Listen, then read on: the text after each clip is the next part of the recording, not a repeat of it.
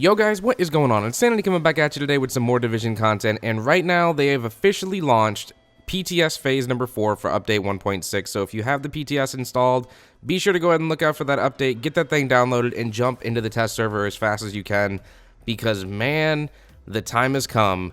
It's been a long time coming, but the devs are definitely listening. They're looking at the conversations, they're looking at the forums, they're looking at Twitter, they're looking at all over the internet to try and see what type of outrage and the cries, the battle cries, the outroar that the community has, and the love we all have for SMGs, because man, crit hit chance is back. As you can see, I'm running a PP19 with a mixture of a Warlord and a Pecan to try and take out that enemy armor damage, and I just wreck shop with a PP19, and I haven't been able to do this since the update 1.3 days when it was just complete hell and enemies had ridiculous health and time to kill was terrible. And beyond all that, let's go ahead and talk a little bit about the crazy and most amazing changes coming in PTS number 4.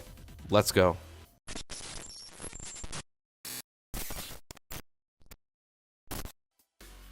Alright guys, to go ahead and talk about PTS number 4, I'm going to go ahead and just jump on the biggest and perhaps the most wanted topic of all, and that is the return of crit hit chance to SMGs in PTS number 4. During PTS 3, those who were using legacy SMGs, they had an opportunity to go ahead and get that crit hit chance that were completely stripped away from SMGs, and it became a pretty popular thing. You know, it created a lot of discussion. I know there's some other big YouTubers like what was it, Marco Style and Like Butter and things like that were talking about this, and they really wanted to have a much more balanced PvP experience by having a much more diverse weaponry arsenal over on the battlefield. And the way to do that is to reopen SMGs again and give crit hit chance back, and that's exactly what the devs have done.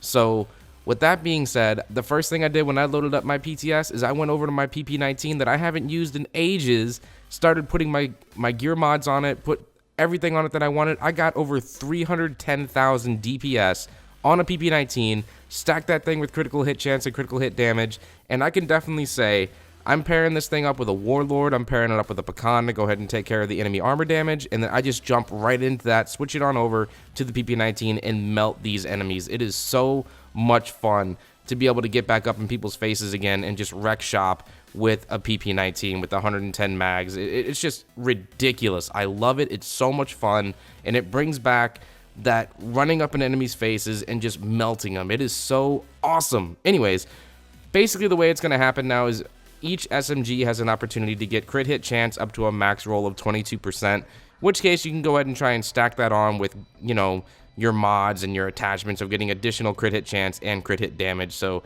if you are going to be running an SMG, stack that crit hit chance and stack that damage. It's going to do some major stuff for you and your build. Now, the other main weapon that's been changed was the one that they totally kind of played around with, and some would say destroy, in PTS 3, and that was the Historian, that exotic name weapon that you can pick up from the special equipment vendor downstairs at the terminal. It has now gotten back to its original base damage, so crit hit chance and, you know, headshots and damage and things like that are actually going to matter when using this weapon. It's not just all going to depend on the explosive rounds, but also the explosive rounds now, instead of having 500% of your firearms, it's going to be pushed up to 700% to make it even more valuable. So those who want to run the Historian again, take it out, see how it works. I'm sure it's going to do a lot better than it was in PTS 3. Now, moving on over to some other changes that are going to be happening. Time to kill. It seemed as if time to kill in PTS 3 was a little bit quick. I mean, I can kind of agree with that, and I kind of can. It just depends on what type of build you were running. If you were really stacking stuff on with firearms and striker and things like that and just going full-on DPS, sure. But if you were doing more of a electronics build, or if you were trying to make it so you had a support build, you didn't necessarily have that opportunity that a lot of other people had. And with PTS 4, they are bumping that time to kill up just a little bit to try and make sure those who want to use skills in electronics actually have a fighting chance to let those skills take place, rather than just being completely all about just running over stuff with your firearms and weapons. And they want to have a little bit more diversity on that battlefield as well. So I'm sure those who want to use electronic and support builds are really going to enjoy this quick little change. The last thing I really wanted to go ahead and talk to you guys about is the normalization over in Last Stand, and a few things are going to be changing in PTS 4. They want to go ahead and try out where all of your max gear score for 256 is at the max possible roll you could possibly get, so your gear major and minor bonuses are at their max, your gear mods are rolled at their max, performance mods are all at max, weapon mods, major stats, weapon damage, and weapon attributes. All these things are at the highest possible roll that you can get, which is really, really exciting. I think this is going to come to that point where a lot more people are going to get in much more engaging and much more balanced gunfights than ever before. Sure, the gear sets and things like that will still play a little bit of a factor in how you play and who has the upper hand, but that's all about build diversity, and that's what we wanted anyway.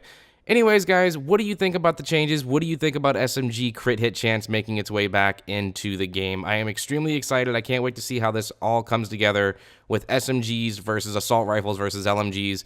Anyways, sign off in the comments down below. Like if you haven't, sub if you're new, and I'll see you all in the Dark Zone and, of course, over in DZ North, taking out those crazy landmarks, the multi-waves, and, of course, all the intense PvP gunfights. I love you guys. Thank you all so much for the support, and I'll catch you in the next one. Peace out.